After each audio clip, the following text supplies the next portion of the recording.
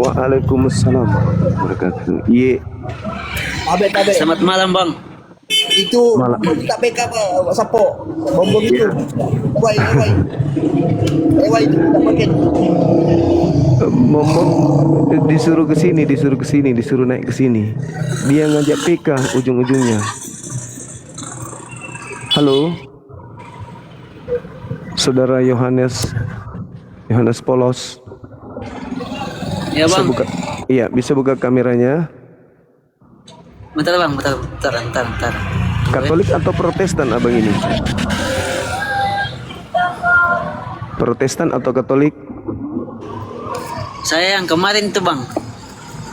Iya, Protestan atau Katolik? Saya Alvin.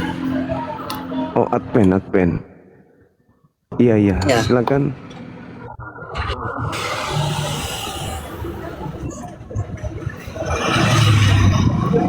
Bentar, Bang. Siap.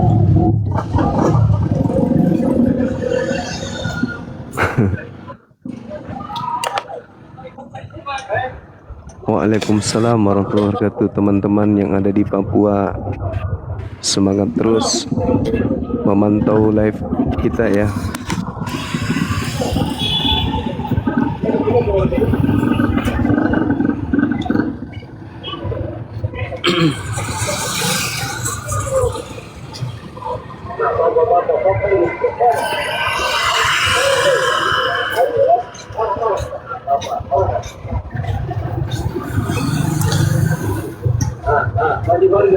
Bang, ini temanya apa, Bang?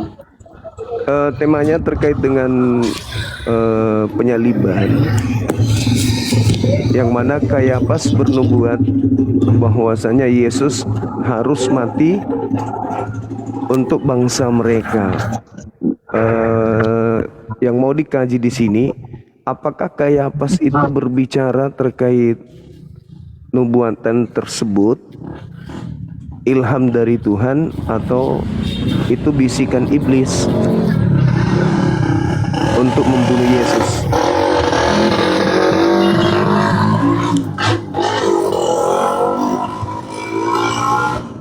Bising kali.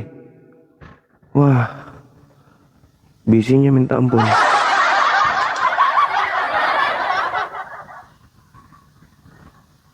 Oh, mantap sekali, moderatornya di bawah aktif. Makasih Bang Handi, semuanya, adik-adik di bawah, Ardiansyah. Halo, semangat malam.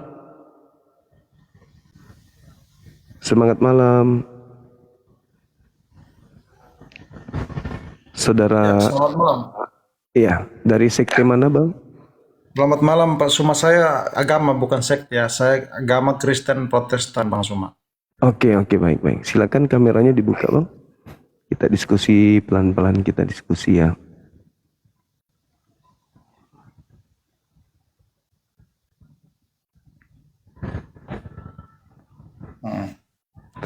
Oke. Apa yang mau dibahas? Ini Bang Suma. terkait nubuatan Kayafas. Mungkin Anda sudah tahu di mana Kayafas bernubuat untuk kematian Yesus.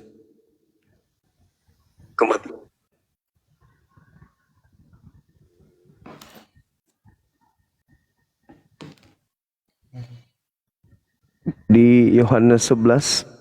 Oh iya. Iya. Di situ Itu Yohanes 11 ya. iya. Jadi apa pertanyaannya apa itu Pak? Bang Suma. Kayafas kan bernubuat Yesus harus mati untuk bangsa Israel. Nah, itu nubuatan itu katanya bukan dari dirinya sendiri. Nah, kalau bukan dari dirinya sendiri, maka nubuatan itu berasal dari mana? Ya, pertanyaannya itu terjadi apa tidak? Terjadi kan? Nah, berarti itu nubuatan berasal dari Tuhan. Yang Oke, mau dari mana? berarti berasal dari Tuhan. Kalau dia berasal dari Tuhan, kan jelas di dalam kitabnya orang Yahudi, mereka kan imam kepala ini, berarti dia paham kitab Taurat. Kalau kita melihat di dalam, iya, doubling Bang, doubling. Ntar.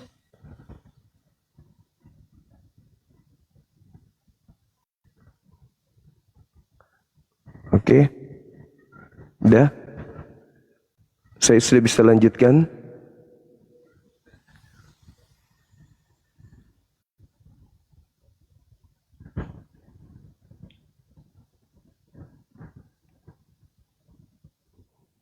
Oke. Iya, jadi Anda menyimpulkan bahwa Kayafas bernubuat itu dari Tuhan. Yesus harus mati. Di dalam kitabnya orang Yahudi, Keluaran 23 nomor 1, nomor 2 di situ dijelaskan bahwasanya jangan engkau menyebarkan kabar bohong. Itu enggak boleh menyebarkan kabar bohong. Jangan engkau membantu orang yang bersalah dengan menjadi saksi dusta, saksi yang tidak benar. Jangan engkau turut-turut kebanyakan orang melakukan kejahatan dengan cara kemudian memberikan kesaksian mengenai sesuatu perkara, dan janganlah engkau turut-turut kebanyakan orang membelokkan hukum. Itu perintah Tuhan. Sedangkan Kayafas ini adalah imam kepala. Mereka tahu pasti bahwasanya ada larangan untuk berdusta, ada larangan untuk menyebarkan kabar bohong. Tapi kenapa ketika mereka ingin menggenapi nubuatan itu, mereka harus berdusta, mereka harus melakukan tipu muslihat. Artinya tidak sinkron antara pemberi nubuat dengan larangan dia sendiri, bertentangan berarti. Jangan berdusta, jangan bersaksi palsu, jangan berkongko membantu orang untuk melakukan berita bohong. Nah, sedangkan Kayafas bersama krunya itu melakukan tipu muslihat dan kesaksian-kesaksian bohong untuk membunuh Yesus. Satu keadaan yang tidak relevan dengan perintah Tuhan di dalam kitabnya Yahudi. Silakan. Sabar Bang Suma, kan di situ pertanyaannya bahwa Kayafas itu dapat bisikan dari siapa kan? Nah, tadi saya sudah bilang bahwa itu dari Tuhan, nubuatannya itu terjadi. Nah, terus apa relevansinya dengan yang tadi Bang Suma kutip dari Ulangan tadi?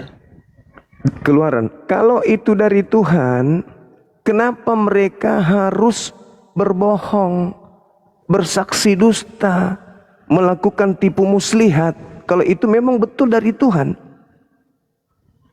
Oke, di ayat mana yang mengatakan begitu, bahwa mereka saksi dusta, tipu daya, supaya kita clear. Coba Anda buka di Markus. Dari mana? Markus 14 nomor 1. Markus 14 ayat 1 ya. Iya.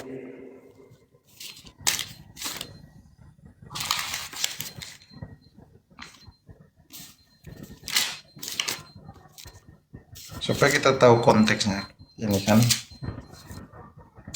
Markus 14 ayat 1 ya. Iya, ada juga Matius 26. Lanjut aja dulu, silakan. Hari raya Paskah dan hari raya roti tidak beragi akan mulai 2 hari lagi. Ini kan? Iya. Imam-imam kepala dan ahli Taurat mencari jalan untuk menangkap dan membunuh Yesus dengan tipu muslihat. Nah itu. Iya. Kenapa mereka harus melakukan tipu muslihat? Kalau ternyata itu nubuat dari Tuhan. Dari mana Bang Suma tahu bahwa tipu muslihat ahli-ahli Taurat yang dimaksud dalam Markus 14 ayat 1 ini adalah termasuk juga Kayafas yang di dalam, yang dikutip dari Yohanes 11 tadi. Dari mana Bang Suma tahu? Itu imam-imam kan di sana? Iya, imam-imam. Kalau saya bilang ustadz-ustadz, ketika ustadz-ustadz ada satu ustadz yang berbuat onar, ya kan? Terus apakah saya bilang termasuk ustadz Suma juga di dalam? Kan tidak begitu cara. Kan Kayafas yang memulai. Anda lihat di dalam Yohanes 11 itu, Kayafas yang memulai bernubuat bahwa Yesus itu harus mati. Kayafasnya yang minta.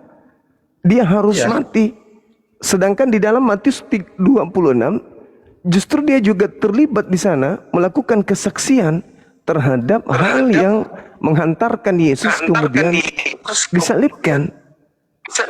Kan imam-imam ini Iya. tidak akan mungkin Jadi melakukan. begini, Pak. Jadi mungkin Silakan. bentar, Bang Suma. Jadi mungkin yang relevan untuk ditanyakan kepada saya, kenapa Kayafas ini orang yang tidak benar, ya kan?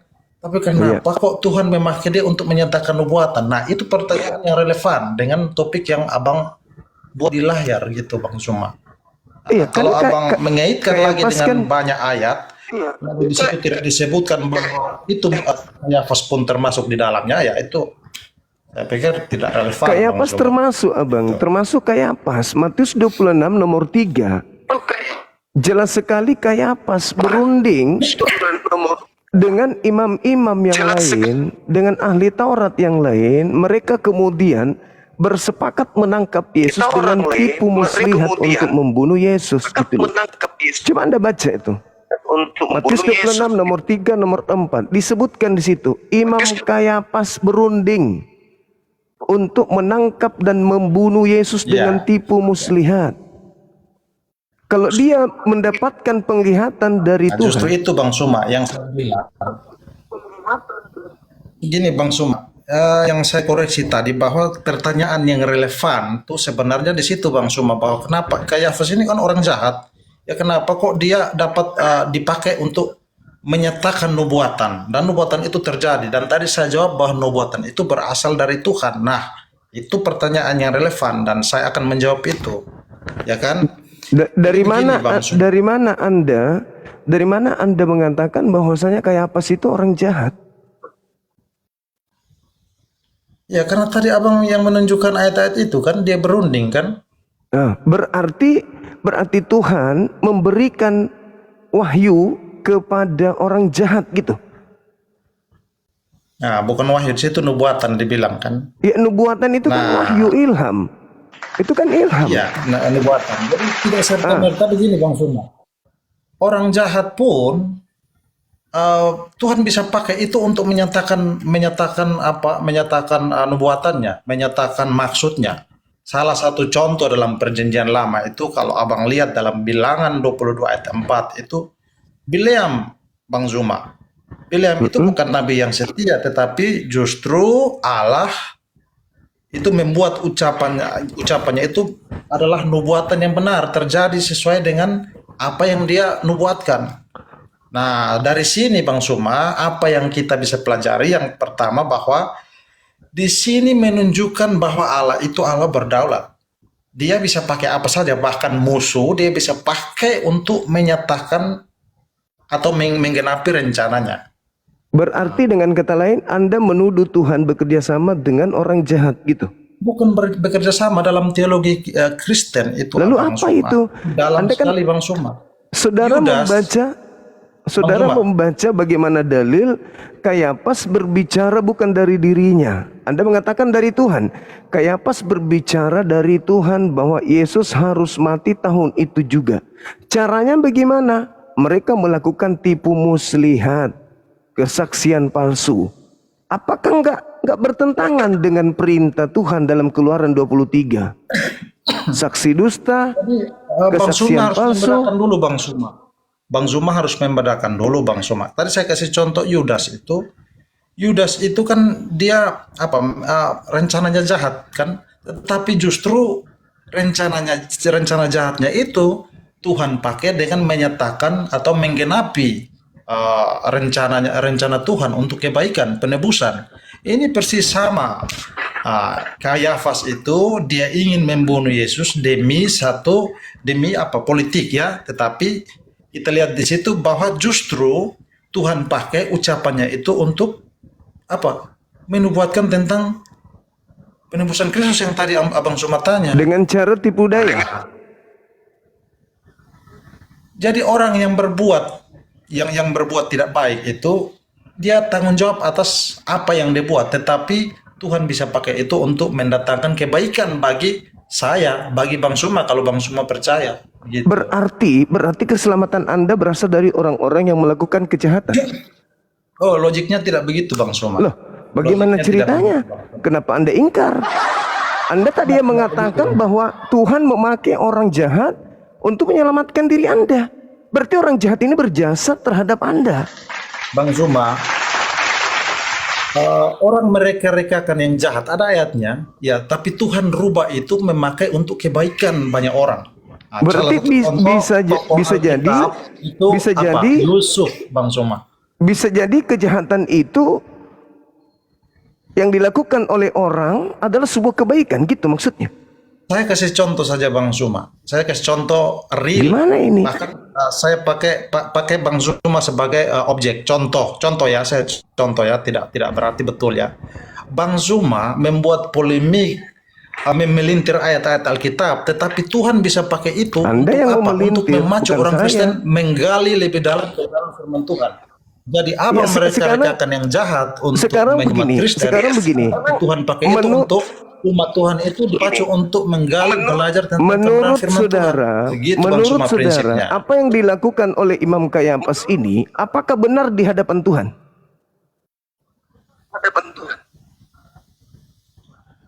Ya, dia menyatakan nubuatan itu benar, tetapi tindakan Saya atau ulang moralnya lagi. itu tidak benar. Saya ulang lagi. Tapi Tuhan- Apakah yang Itu sudah dilakukan dalam Kayafas prinsipnya. ini benar di hadapan Tuhan? Yang mana? Yang dilakukan yang mana? Tipu muslihat. Kalau abang tanya, apakah nubuatan ini benar? Ya benar karena terjadi dan itu saya bilang Tuhan Apakah yang dilakukan me- oleh Kayafas itu menggerakkan benar di dia hadapan Tuhan? Nubuatan itu. Tetapi Apakah jika benar Anda tanya perbuatan dia dalam hal ini dia bersekongkol juga untuk menilai, ya itu tidak benar. Gitu. Tapi bukankah itu perintah Tuhan? Nah, Anda membedakan dulu. Bang. Iya. Makanya saya bertanya, apakah yang membisikkan Kayafas ini Tuhan atau iblis? Ya, jawaban saya tadi. Tuhan mengajarkan melakukan tipu muslihat, begitu? Oh, enggak begitu. Nah, berarti iblis. Ini karena Anda tidak pakai logik. Loh, justru kita main logika ini dari tadi. Kalau Anda main yang logik, Bang mengatakan, Zuma. saudara yang mengatakan bahwa Kayafas bernubuat Saya dari bilang Tuhan. begini, nubuatan itu betul karena Tuhan yang menggerakkan dia untuk menyatakan. Berarti Lah terus Anda tanya yang nggak benar, yang nggak beres pada Kayafas itu apa? Apakah perbuatan persengkokolan dia yang jahat? Itu enggak betul jelas. Nah, berarti Tuhan bersekongkol dengan kejahatan untuk menyelamatkan Kristen, begitu? Kalau itu justru menyatakan kedaulatan Tuhan, dia bisa pakai apa saja. Iya. Berarti Anda sudah Bahkan menjawabnya dengan kata lain Anda sudah menjawabnya iya. Mungkin Abang Suma bisa survei atau orang-orang yang menonton bisa survei. Kadang orang itu susah dibantu, susah itu ditolong oleh orang-orang yang musuhnya dia. Nah, begitulah cara kerja Tuhan, Bang. Artinya Tuhan melanggar perintah sendiri untuk jangan Tidak. kemudian Logiknya dari melakukan. mana Bang Suma Anda mengatakan begitu? Itu Kan Tuhan melarang jangan berbuat. tidak bisa menarik satu kesimpulan logis yang begitu, Bang Suma. Keluaran 23 itu mau dihapus. Kalau Mau dihapus. ya Keluaran 23 cara membaca apa-apa kaitannya dengan, makanya tadi saya bilang relevansinya dengan Ada perintah di Keluaran 23 itu, ada perintah sangat jelas. Jangan kau membunuh orang yang tidak bersalah. Jangan kau bunuh orang yang benar. Nah, terus kenapa Yesus orang benar ini dibunuh? maka orang yang membunuh Yesus dia akan mendapat ganjarannya itu nanti kan gitu. Gimana yang betul?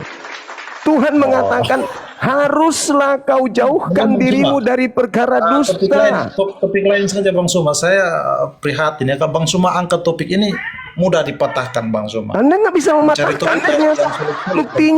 Buktinya Anda kelabakan untuk membahas ini. Di sisi lain Anda mengatakan Tuhan yang bernubuat kepada Kayafas. Di sisi lain Anda menyalahkan keadaan Kayafas yang melakukan dusta. Di sisi lain Anda membenarkan dusta demi keselamatan Anda. Tapi Anda membantah dalil Keluaran 23. Tuhan melarang orang-orang Yahudi melakukan kesaksian palsu. Mana yang betul? Iya. Iya, Kalau apa? kesaksian palsu itu berasal dari keinginan Iblis. jahatnya, tetapi yang tadi saya Iblis. bilang nubuatan itu Tuhan memakai dia, menggerakkan dia untuk Berarti Tuhan sendiri, berarti Tuhan sendiri yang melanggar perintahnya jangan bersaksi dusta. Oh, iya. Tapi Tuhan menyuruh bersaksi dusta gitu. begitu.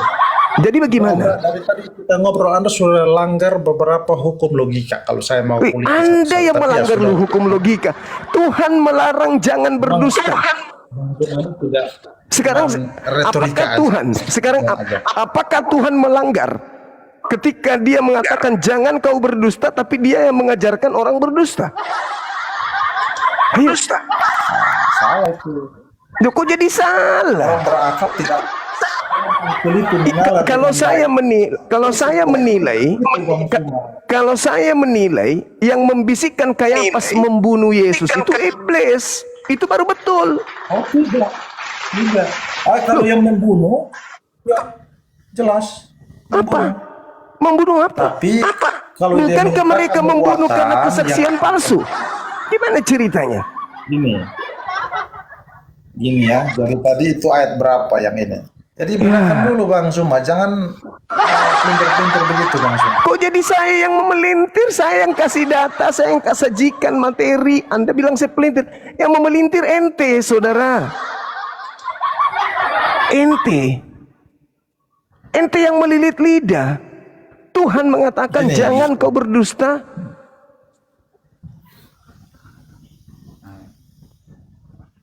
Jadi cuman itu saja Bang Suma. Itu kan kalau orang waras nonton, dia udah tahu mana yang masuk logik, Iya, mana yang betul cuman itu, betul. ngomong. Betul, kalau orang waras ya pasti tahu. Ya Anda sendiri waras nggak? Kalau itu orang yang mabuk-mabuk agama. Gimana ini? Ya, Kok kenapa jadi curhat abangku? Kalau kita lihat kondisi yang ada, Yesus itu dibunuh ya oleh karena kesaksian palsu dan tipu muslihat. Dengan kata lain, bukan Tuhan yang menghendaki tapi iblis. Jadi yang datang kepada Kayafas mengatakan Yesus harus dibunuh untuk bangsa Israel demi menyelamatkan bangsa Israel dari perbudakan Roma, itu iblis bukan Tuhan. Gini, saya mau ajarin Bang Suma, kita jangan seperti cara itu. Kita baca ayatnya biar Bang Suma mau tanya bagian mana. Bagus, silakan Anda baca. Ayat 49 sampai 51 ya. Silakan. Tapi seorang di antara mereka yaitu Kayafas imam besar pada tahun itu berkata kepada mereka, kamu tidak tahu apa-apa dan kamu tidak insaf bahwa kamu lebih berguna bagimu jika satu orang mati untuk bangsa kita daripada seluruh bangsa itu ikut binasa. Hal itu dikatakannya bukan dari dirinya sendiri, tapi sebagai imam besar pada tahun itu. Ia berbuat bahwa Yesus akan mati untuk bangsa itu. Poin pertanyaan Bang Suma kan di ayat ke-25 bagian terakhir kan, dia akan bernubuat bahwa Yesus akan mati untuk bangsa itu kan. Nah, terus pertanyaannya, apakah nubuatan itu berasal dari Tuhan atau dari siapa? Iya. Saya jawab berasal dari Tuhan. Oke, berasal dari Tuhan. Anda yakin? Ya. Oke, dengarkan saya. Saya sudah menjelaskan tapi Anda memaksa. Jangan Anda nanti lari dari pernyataan saudara. Berarti jika itu Tuhan, Yesus harus mati untuk bangsa itu. Betul? Harus mati, ya jelas. Dan itu nubuatannya. Tunggu. Untuk bangsa itu yang dimaksud di sini bangsa siapa?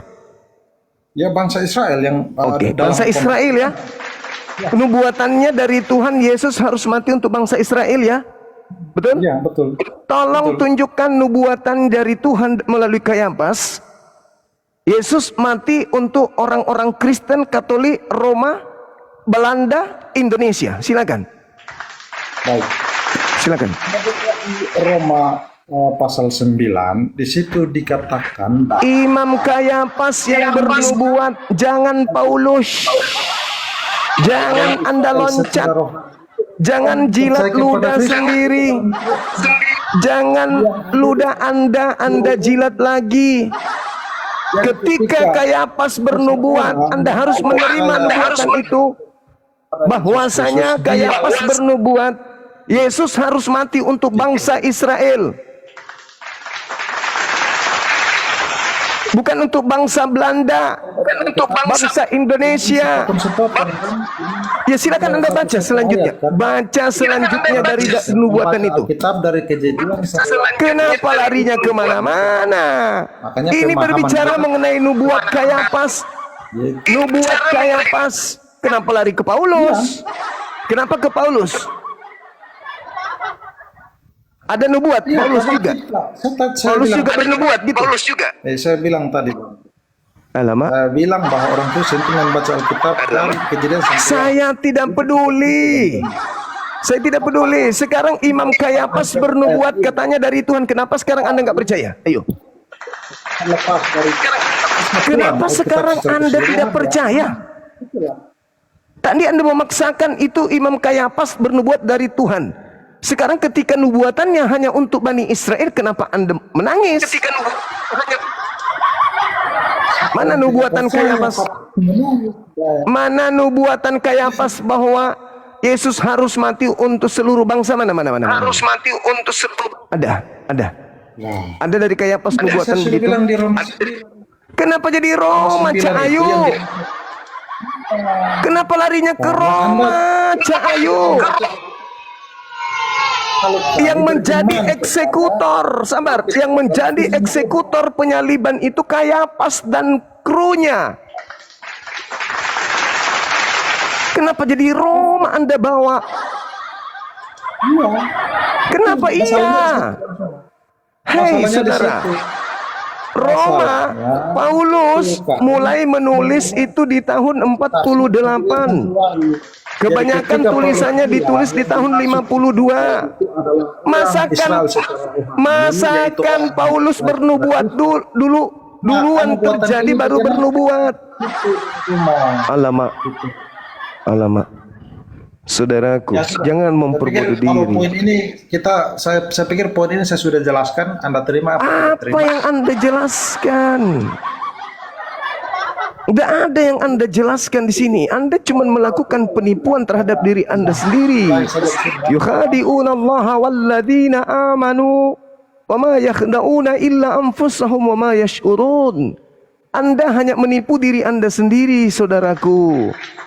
Di saat saya mencoba untuk mengeluarkan Anda dari lingkaran itu, Anda bertahan, itu dari Tuhan. Oke, kalau begitu Anda harus percaya bahwa Yesus mati untuk bangsa Israel tok. Kenapa kembali lari ke Roma? Ya, karena pemahaman Anda itu ya bangsa Israel yang dimaksud bangsa Israel secara Apa? ini letter leg. Kamu membaca secara leg. Lalu harus seperti apa lagi? Memang ada bangsa Israel lain. Bangsa keturunan Abraham itu yang Israel secara rohani itu orang Kristen, Bang Suma. Ya Allah ya Karim, sungguh benar firman-Mu ya Allah, dengan orang-orang ini saya berhadapan. Ya Allah ya Ya Karim. sudah, Bang Suma. Saya pikir kita sudah ya, saya sudah menjawabnya. Ya tidak mungkin Anda percayalah karena Anda Saya seorang percaya kepada polemik. apa yang tertulis. Anda kan membuat polemik ayat-ayat Alkitab. Oh, kok jadi saya yang bikin polemik, teman-teman? Terima atau tidak terima, saya sudah menjelaskan. Saya pikir begitu saja, Bang Suma ya. Oke, saudara, thank you. Makasih banyak. Ya Allah ya Karim. Al-Quran menarasikan kepada kami, pemahilil kafirina amhilhum ruwaida. Beri kesempatan mereka berumur panjang, kata Allah. Berikan kesempatan mereka untuk menikmati bumi ini, surga di bumi ini. Karena kesenangan mereka hanya di bumi ini. Biarkanlah mereka bersenang-senang sejenak. Amhilhum ruwaida, kata Allah. Karena setelah kematian mereka, mereka akan di neraka jahanam, kekal di dalamnya untuk selama-lamanya. Ya Allah ya Karim. Ini kesesatan yang nyata gitu. Oke, silakan saudara Ronde, silakan. Dari sekte mana? Katolik, Protestan?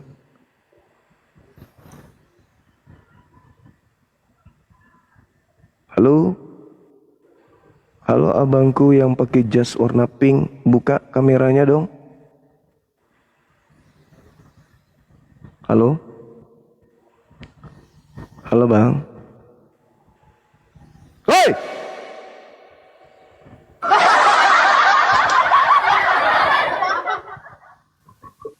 Semangat malam saudara Alexander.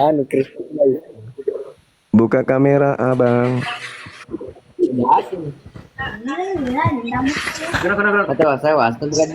Rata-rata.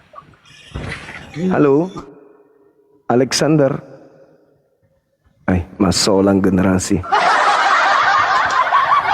Jadi teman-teman sekalian, mereka ini cuman imani saja, percaya saja. Mereka tidak pernah mengkaji Bible mereka sendiri. Mereka hanya asik dengan prosesi keagamaan, Natalan. Mereka dengar musik gitu, makan babi, tidak bersunat, alkohol. Tanpa mereka mau belajar tentang Bible. Nah, inilah mereka. Halo, dari sekte mana bang? Penuh kepalsuan.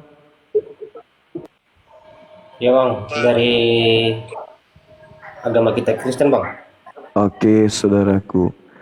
Saudara bisa membantu rekan kita tadi itu, saya yakin beliau masih ada di bawah, untuk meluruskan apakah benar Kayafas bernubuat tentang kematian Yesus itu dari Tuhan atau dari iblis. Silakan. Gini bang. Siap. Nah, aku mulai dari semalam mengikuti terus istilahnya koma lama ini kan. Oke, makasih. Jadi saran dari saya bang, kalau untuk tentang agama ini bang, kalau terus nanti kita bahas-bahas kayak gini bang, nanti jadi masalah jadinya nih bang. Bisa kita nanti istilahnya bisa perang saudara bang. Oh jangan. Karena di dalam agama ini kalau menurut saya itulah bang. Karena gini bang, banyak juga saya perhatikan. Mungkin kalau kita ini sebagai manusia, tidak ada kita jamin bang. Kita itu murni tidak mempunyai dosa. Kita aja sebelum lahir kita udah punya dosa bang. Jadi, waduh, itu konsep yang salah. Masa belum lahir? Belum lahir sudah punya dosa. Gimana ceritanya bang? Ini agama apa ini yang mengajarkan begitu? Itulah dulu bang. Nah itulah yang diperangi. Harus diperangi kebodohan-kebodohan begitulah yang harus diperangi bung. Kita memerangi Saya kebodohan. nggak bilang loh. Ya Anda mengatakan bahwa sebelum lahir Anda katakan kita sudah berdosa. Bagaimana ceritanya? Kita sudah berdosa bang. Bagaimana ceritanya kita berdosa? Kita belum ada. Kita belum ada kok kita sudah berdosa. Di mana logikanya? Kita belum ada. Sesudah apa? Adam dengan Hawa bang. Adam lagi dibawa-bawa, fitnah lagi Adam. Kita ini udah berdosa bang. Nah, jadi kenapa jadinya memfitnah Adam? Jangan menambah dosa lagi. Jangan kita bahas-bahas agama orang. Jangan kita. Nah ini harus dibahas karena agama Anda itu agama Syiar. Misinya mengkristenkan seluruh Indonesia. Itu kan abang itu. Bayangkan kalau seluruh Indonesia didoktrin sebelum lahir sudah punya dosa. Bayangkan itu. Berapa banyak orang dibodohi oleh kalian jadinya kan? Di mana ada dalilnya orang lahir bawa dosa? Maka justru kami menyadarkan kalian saudara-saudara kami Kristen, tidak usah lakukan kristenisasi karena orang Islam itu orang-orang berakal. Percuma. Kalian kalau mau kristenisasi di sana, di negara-negara yang ateis, di negara-negara yang pemakan babi yang tidak bersunat, ke situlah kalian sesama penyembah banyak dewa. Di Indonesia kalian berat. Karena kenapa ketika kita membahas begini kita dilarang. Jangan bahas-bahas agama. Maksudnya apa? Jangan bahas-bahas Udahlah, agama. Adinda Juma, jangan kayak perempuan mulutnya gitu dia. Oke, silakan Anda tanggapi tema ini, silakan. Dari Katolik kah atau Protestan? Halo? Halo? Halo? Takut sama kalian mau debat, kalian penjarakan semua gitu dia. Ya, karena Adinda kalian Juma. berbicara tidak sesuai dengan fakta. Bukan gini. Coba bisa kita diskusi bagus. Bisa kita Boleh. diskusi bagus. Boleh. Boleh. Oke, kalau bisa memang seperti coba sebutkan, kami tidak akan mau mempidanakan siapa yang debat dengan saya. Coba biar saya naik Bukan kami yang menangkap, polisi kita yang menangkap, bukan kami. Coba aku tanya Saya- samamu, di Ini, mana ini, ada ini. si Muhammad itu di Saya- sunnah di Al-Quran? Coba tunjukkan Saya sama saya ini- ayatnya di mana saya saya ini menjadi mualaf. dilaporkan Coba tunjukkan. pihak Jangan kalian. takut, jangan takut.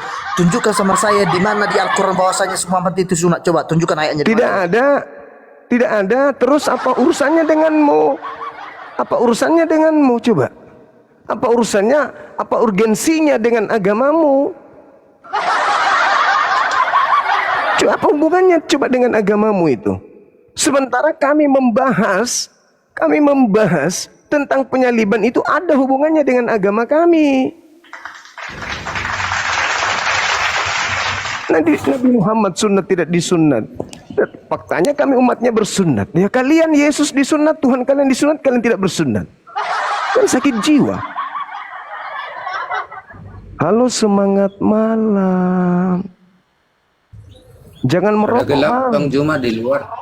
Kena Udah teguran. dibuang baru pas Oke. ya begitu tadi. Oke, ternyata abangku ini berdusta, dibilangnya baru mau dibaptis. Ternyata sudah Kristen dari lahir. Gimana abang ini? Kemarin abang kan bilang baru mau dibaptis. Tuh, itulah kan kemarin pesan ke saya pas turun naik lagi ya Bang ya gitu. Nggak ada kita masalah ngomong dibaptis. Salah itu. Salah orang ya? Saya yang naik 2 hari kemarin. Oh iya, sorry. Iya, saya yang Saya naik 2 hari pikir kemarin. saya Terakhir salah orang. diturunkan, Inilah. nanti Nah, inilah buruknya kalau kita belum lihat wajahnya, seketika itu kita bilang siapakah engkau Tuhan? Nah ini yang nggak bagus. Harus jelas dulu apakah betul abang kita yang kemarin atau bukan. Jangan langsung bilang menuduh tapi tidak ada fakta, kan gitu bang. Sorry, maaf. Silakan. Iya, terakhir saya diturunkan kan ngomong nanti naik lagi ya Bang kan gitu waktu itu. Oh iya, sorry. Masalahnya gelap, hanya Saya- berupa cahaya dan suara. Ya, silakan. Di belakang lagi bakar-bakar kayak bikin musim hujan nih Jawa Barat jadi bikin api Perapian. gitu. Iya, siap. Iya. Mau bertanya sedikit dulu Bang Juma. Oke, Bang Juma silakan. itu kan memang baru 3 kali inilah kita naik, saya hitung-hitung sih. Kalau yang lain sih kayak apologet Muslim yang udah kesohor lah, kayak yang lain begitu naik udah tahu kita.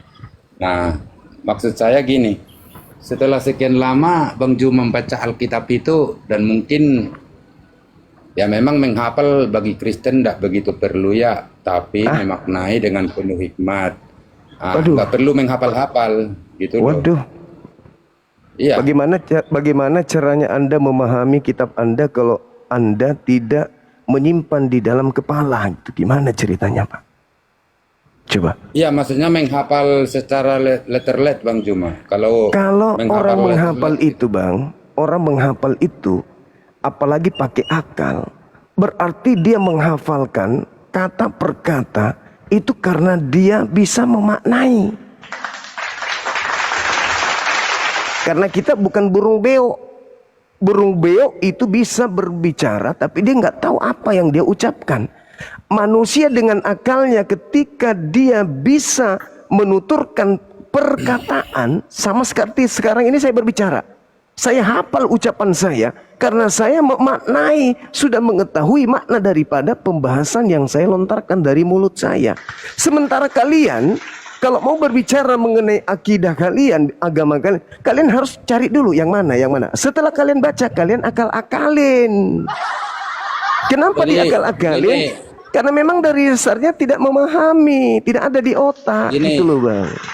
Maksud kita gini Bang Juma, contoh Ya. jikalau pipi kirimu ditampar berilah pipi kanan, artinya tidak menjahat kejahatan dengan kejahatan. Maksud saya kan menghafal itu tertulis di ayat mana. Kalau misalkan kita bukan pemuka agama atau apologet kan tidak perlu banget. Tapi yang Tapi jelas Anda orang yang salah, Bangku. Inilah kelirunya Kristen karena data-data yang sok paten dipakai. Anda tahu nggak sebelum ayat itu ada, yang harus Anda lakukan terlebih dahulu adalah colok mata. Sebelum menjalankan itu, kasihi musuhmu. Jika kau diperintahkan jalan 1 mil, berjalanlah 2 mil. Kalau ada yang minta kepadamu, berikanlah kepadanya. Kamu mendengar, kasihilah musuhmu. Tapi aku mengajarkan kepadamu, berdoalah kepada dia yang membencimu dan seterusnya. Itu aja yang dipakai. Jika ada yang nampar pipi kirimu, kasih yang kanan. Itu yang dipakai. Tidak dipakai data sebelumnya. Kalau kau memandang wanita dan kau mengingini di dalam hatimu, maka cungkilah matamu. Bisa nggak Kristen praktekkan itu? Nggak bisa. Padahal itu rangkaian dari ayat itu. Cuman dipakai yang ini enak-enak Bang doang. Juma, kita Silakan. kan Kristen itu kan setelah kedatangan Yesus, tentu Injil itu adalah Yesus itu sendiri. Kristen itu Bagaimana pengikut Yesus. lagi? Maksud saya gini Bang Juma, menghafal-hafal sampai harus tertulis di ayat mana, kalau kita hanya jemaat biasa, mungkin tidak perlu banget. Tapi mungkin kalau apologet, baik apologet Muslim maupun Kristen, karena mereka menjawab, membela, mengcounter iman, ya itu hal wajar. Maksud saya kayak gini, sama aja kita ngomong beriman tanpa perbuatan itu mati. Jadi kira-kira begitu maksud saya. Ini kan kita bukan apologet, tapi ngertilah agama baik Kristen dan ngerti agama Islam sedikit-sedikit. Cuma kalau kayak saya, ya memang karena Bang Juma juga kan selalu membahas Alkitab. Seandainya membahas Al-Quran, saya juga mungkin bertanya. Tapi hanya bertanya, enggak bakal mau mengkanter balik karena bukan iman saya. Karena apa? Iman itu yang nggak boleh tawar-menawar, hanya pilihan gitu loh. Kita bebas memilih agama. Itu Sekarang- makanya saya kalau naik. Sekarang yang Ya. Anda pilih iman dengan dirangkaikan dengan perbuatan. Anda pilih mana? Iman tanpa akal. Iman tanpa akal dengan iman dengan perbuatan. Anda pilih mana? Ya tentu kan kita kan kalau beriman itu tanpa perbuatan yang jelas tertulis di Joshua itu pada hakikatnya mati. Oke. Gitu loh. Kalau Jadi iman kita tanpa berarti perbuatan iman dan berbuat. adalah iman tanpa perbuatan Mati. adalah hakikatnya mati. Kalau iman tanpa akal apa namanya? Kalau udah beriman dan berbuat berarti dia berakal. Oke, baik. Kita buktikan, Pak ya. Yang lahir dari rahim Maria itu manusia atau Tuhan? Ya tentu kalau yang lahir dari rahim Maria ya jelaslah itu daging. Kalau di anu itu Manusia dia atau Tuhan? Di terjemahan yang terdahulu dia firman jadi daging, sekarang firman jadi manusia, sama aja kedagingan itu adalah manusia. Oke, jadi nggak usah dijelaskan kalau sama. Jadi Maria melahirkan manusia kan? Betul. Anda menuhankan manusia. Ya kalau kita mulai dari bahas melahirkan manusia, ya kita bilang manusia Yesus. Berarti Tapi sekaligus saudara kan dia- berarti saudara menuhankan manusia kan? Jangan letter-let dibahas satu ayat. Loh, Maksudnya, tadi katanya inilah celakanya kalau Anda mengatakan iman dengan perbuatan. Tapi kalau tidak berakal, apa gunanya? Anda beriman, Ya, Anda karena percaya, Anda percaya ini pulpen. Iya kan? Karena Anda melihatnya. Tapi kalau saya katakan ini bukan pulpen, ini adalah beras, nasi. Ya berarti iman Anda itu salah kalau Anda mengatakan ini adalah bukan pulpen. Nah, sama ketika yang dikatakan iman itu kan percaya. Kalau percaya toh tanpa akal itu apa namanya? Anda percaya ini adalah sepatu. Tapi tidak pakai akal. Maka Anda percaya ini sepatu karena nggak pakai akal. Maria melahirkan manusia. lalu Anda percaya dia Tuhan, ya Anda tetap aja menuhankannya meskipun dia manusia. Karena Anda cuma menggunakan iman. Enggak, Perbuatan Anda. sebelumnya Hah. Bang Juma, sebelum Bang Juma menyebutkan Maria melahirkan manusia dan saya iakan, apakah Alkitab memang udah dipahami dan dibaca keseluruhannya bahwa Saya Yesus itu paham. donatur, benar-benar keilahan. Nah, Paham? Yesus dua natur. Di mana Yesus pernah mengatakan kalau dirinya dua natur? Itu kan iman kalian yang Nggak buta. mungkin, Di mana Yesus mengatakan dia mungkin, dua kan? natur? nggak mungkin kan sesuai permintaan Bang Juma harus dituliskan sesuai permintaan. Bang Inilah Juma. yang saya katakan iman buta. Anda mengatakan ini dua natur. Apa dua naturnya ini? Sementara nyata-nyata ini cuma polpen. Anda mengatakan, oh enggak. Dia 100% polpen dan 100% pisang. Maria melahirkan 100% manusia dan 100% Tuhan. Itu berarti iman buta. Jadi Itulah yang saya katakan. Juma enggak kan kalau sebagian apologet Muslim benar-benar Muslim itu katanya mengikuti Yesus ya, walaupun itu salah ngomong, mungkin Isa maksudnya, kurang tahu. Makanya saya benar-benar banyak apologet Muslim benar-benar mereka pengikut Yesus yang sejati. Maksud saya termasuk sunat, termasuk apa segala macam lah, Tuhan itu satu, esa gitu, mengutik-ngutik di Alkitab. Maksud saya, sebenarnya Bang Juma ini percaya enggak Yesus itu Mesias? Donatur. Percaya. Kristen. Kok Mesias kok dua natur? Itu ilmu Kristen itu, Pak, untuk dipakai nipu orang. Di mana Yesus itu dua natur? Di mana? Kalau yang dua natur itu Hercules, Krishna, Apis, Zeus. Itu dua natur itu. Satu manusia, di saat yang lain dia adalah dewa. Yesus enggak. Yesus Jadi, tetap manusia, dimanapun Yesus berada dia tetap manusia. Enggak pernah berubah menjadi kucing, menjadi ayam, apalagi menjadi Tuhan. di saat Yesus bisa menghidupkan orang mati, mentilihkan orang mata buta, itu apa itu kuasa? Di saat Yesus menghidupkan orang mati, baca kesaksian Yesus Yohanes 5 nomor 36. Kesaksianku adalah semua pekerjaan yang aku lakukan, pekerjaan itu juga yang bersaksi tentang aku, bahwa Bapaklah yang telah mengutus aku. Kesaksiannya, dia utusan Tuhan. Mana dua naturnya? Ternyata dia cuma utusan. Yesus nggak percaya, cuma nggak percaya Yesus punya kuasa di langit dan di bumi. Loh, di mana Yesus mengatakan kuasa langit dan bumi? Kalau Yesus mengatakan Yohanes 5 nomor 30, aku tidak dapat berbuat apa-apa dari diriku sendiri. Yang mengatakan berkuasa langit dan bumi itu iblis. Lukas 4 nomor 6 nomor 7. Yesus, kalau kau menuhankan aku, maka segala kuasa langit dan bumi akan aku berikan kepadamu. Sebab aku iblis berkuasa memberikan kepada siapapun yang aku kehendaki. Iblis, Pak, yang mengaku memiliki kuasa. Yesus tidak. Jadi iblisnya datang memakai nama Yesus, lalu Anda anggap itu adalah anak Maria, padahal itu bukan.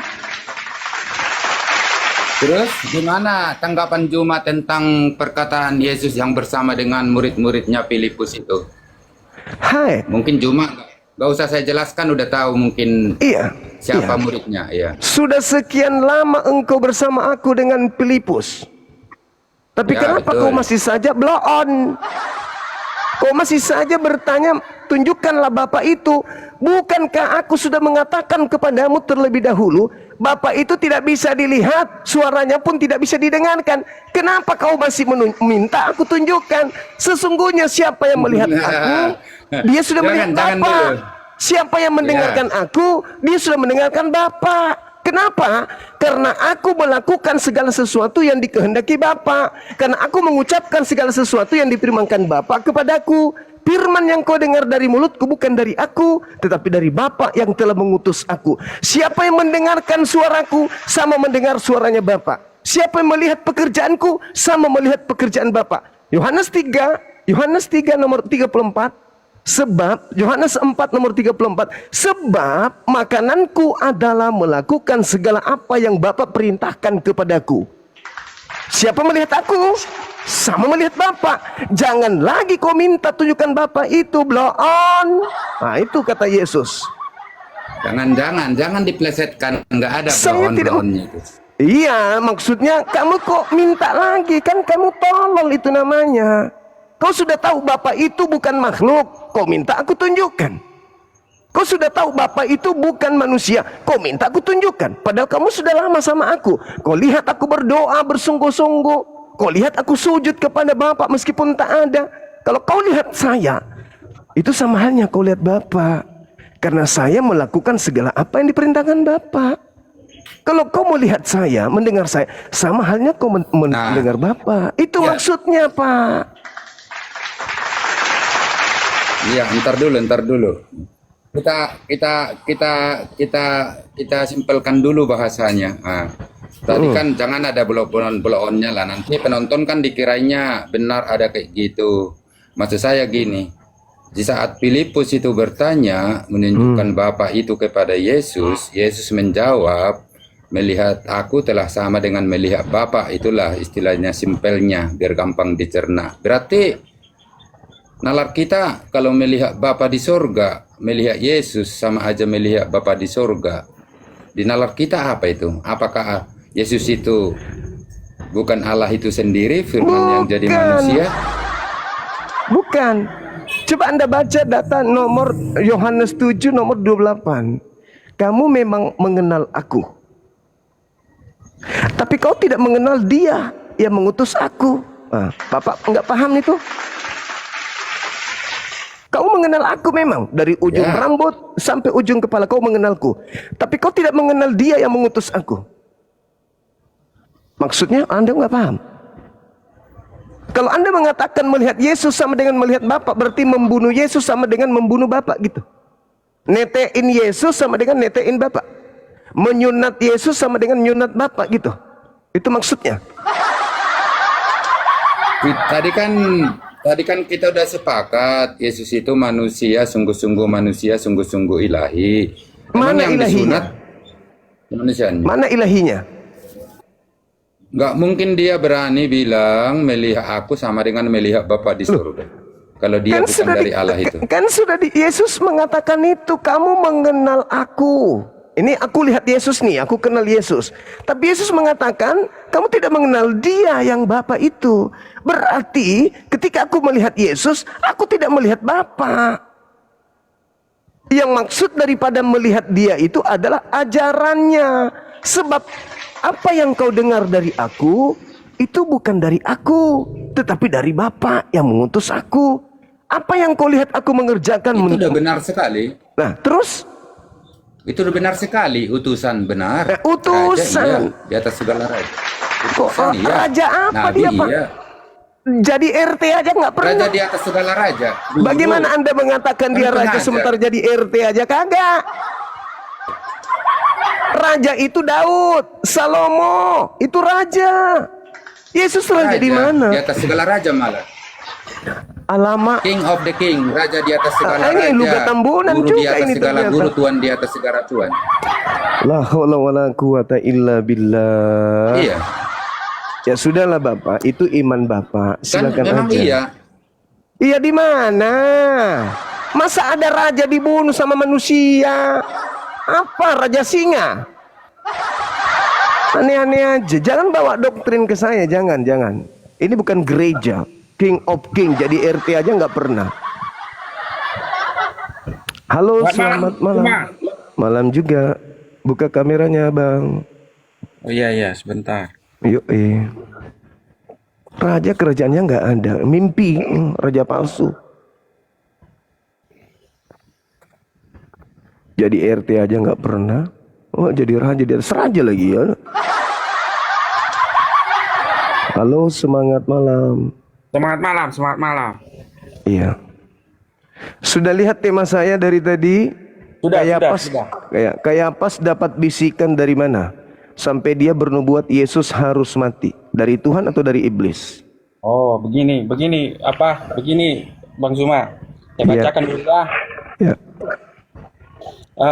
Apa di Yohanes 11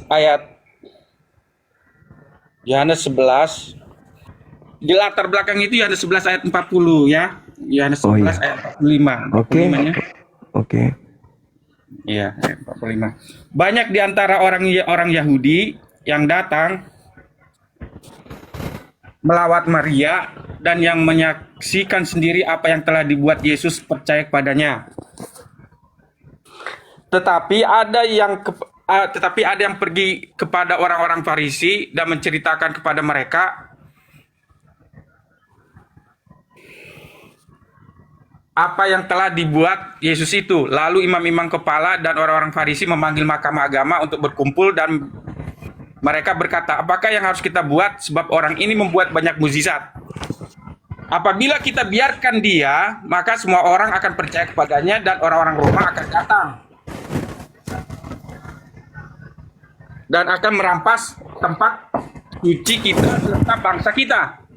Tetapi seorang di antara mereka yaitu Kayafas, imam besar pada tahun itu berkata kepada mereka, kamu tidak tahu apa-apa dan kamu tidak insaf bahwa lebih berguna bagimu jika satu orang mati untuk bangsa kita daripada seluruh bangsa kita ini binasa. Bang Juma ngambilnya itu di ayat berikutnya ini ya. Hal itu dikatakannya bukan dari dirinya sendiri, tetapi sebagai imam besar pada tahun itu ia bernubuat bahwa Yesus akan mati untuk bangsa itu. Nah, ayat ini merangkan begini Bang Zuma. Seperti apapun niat jahat orang, itu akan mendatangkan kemuliaan bagi Tuhan. Saya ambil ayatnya, Mazmur 76 ayat 10 ya. Mazmur 76 ayat 10 mengatakan begini. Sesungguhnya panas hati manusia akan menjadi syukur bagimu, dan sisa panas hati itu akan kau berikat pinggangkan. Nah, ayat ini merangkan begini Bang Zuma. Kalaupun manusia itu mempunyai niat jahat, amarah manusia itu amarah manusia itu walaupun itu niat jahat berlatar belakang seperti Kayafas, dia hanya merasa cemburu karena rakyat Yahudi mengikut Yesus, itu akan menjadi kemuliaan bagi Tuhan. Sama seperti Firaun. Walaupun Firaun berniat jahat terhadap bangsa Israel, itu akan mendatangkan kemuliaan bagi Tuhan. Sehingga melalui niat jahatnya Firaun, Tuhan menjadi apa? Membuat mujizat bagi bangsa Israel. Itu jawaban saya Bang Zuma. Jadi dengan kematian Kristus, justru dengan niat jahatnya Kayafas, itu menjadi kemuliaan bagi Yesus dengan Tuhan. Itu jawaban saya. Oh. Jadi Tuhan Anda mulia dengan kejahatan ya? Dia bisa mengubah rencana jahat manusia menjadi kemuliaan bagi dirinya. Iya. Berarti boleh dong orang Kristen menjadi jahat? Begini, kalau itu memang pilihannya orang Kristen, entah orang siapapun, kalau memang itu pilihannya, itu akan menjadi kemuliaan bagi Tuhan. Contoh. Kalau misalnya ada yang ngebakar gereja atau membuat menghambat orang beribadah, ya, itu menjadi kemuliaan bagi Tuhan. Kenapa? Itu menjadi ujian bagi orang Kristen, uji kesabarannya. Apakah mereka sabar menghadapi pencobaan itu atau tidak? Dengan cara itu membuktikan bahwa iman mereka tidak berdasarkan lokasi, tetapi berdasarkan kedekatan mereka kepada Tuhan. Itu jawaban saya. Terima kasih Bang Juma. Kenapa Anda gimana cara ngomong kayak rujak Abang? Kejahatan-kejahatan yang dilakukan oleh manusia. Maksudnya begini. Sabar dulu. Kejahatan-kejahatan yang dilakukan oleh manusia menambah kemuliaan Tuhan. Maksudnya gimana? Kalau begitu mari kita jahat aja supaya Tuhan semakin mulia. Ini permasalahannya bukan Anda memutarbalikkan keadaan. Yang saya pertanyakan, siapa yang memberikan bisikan kepada Kayafas agar membunuh orang benar?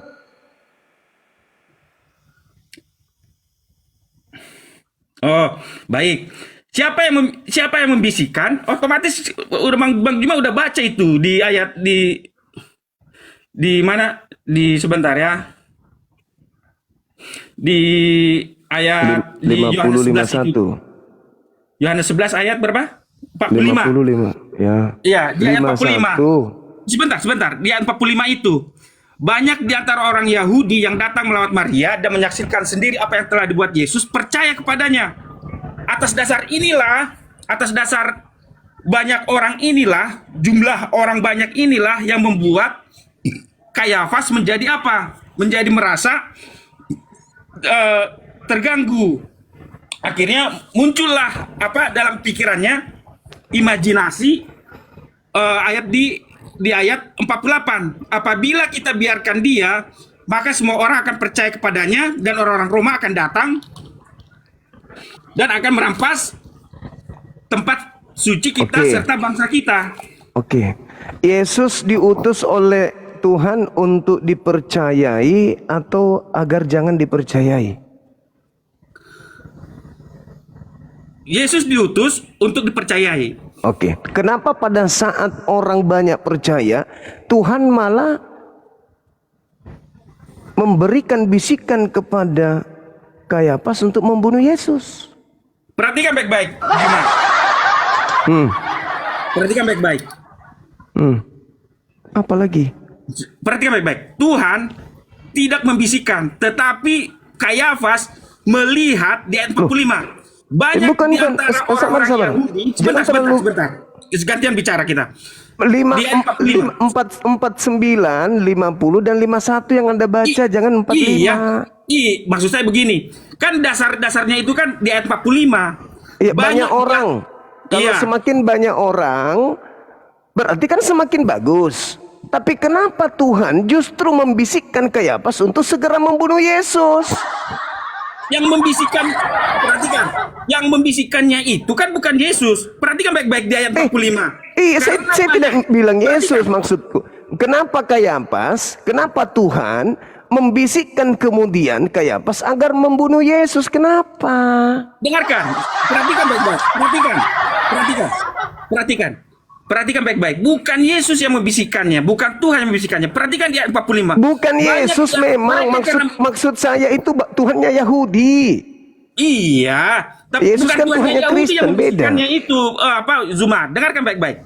Di ayat 45 kan dasarnya itu kan karena banyak di antara orang Yahudi yang Sudah saya datang melawat terima Maria, itu, Bang. akhirnya timbullah kesimpulan bagi mereka di ayat 48. Apabila kita biarkan, maka semua orang akan percaya kepadanya. Bukankah itu yang ingin Tuhan inginkan? Nah, Iya atau tidak? Tadi Anda mengatakan iya. perhatikan baik-baik. Nah, maksud saya begini. Niat jahatnya itu menjadi apa? Jalan bagi Allah untuk menggenapkan rencana Tuhan. Itu maksud saya. Kenapa bisa kayak begitu abang ini? Kok jadi? Kenapa bisa? Yes. Nah, baik. Kenapa bisa? Yesus diutus agar orang percaya kepada Dia. Semakin banyak orang percaya kepada Yesus, semakin banyak orang percaya kepada Bapa. Semakin kemuliaan Bapa itu diagungkan. Kau percaya sama aku, kata Yesus. Kau tidak percaya kepada aku, tapi kepada Bapa. Itu kata Yesus. Nah, sekarang ketika orang semakin banyak percaya, kenapa justru Tuhan yang di atas langit turun ke bumi membisikkan Kayafas, bunuh cepat Yesus, supaya jangan banyak percaya kepadaku. Ini Bapa Elohim atau iblis? Yang jadi masalah kan orang Kayafas tidak mempercayai Yesus.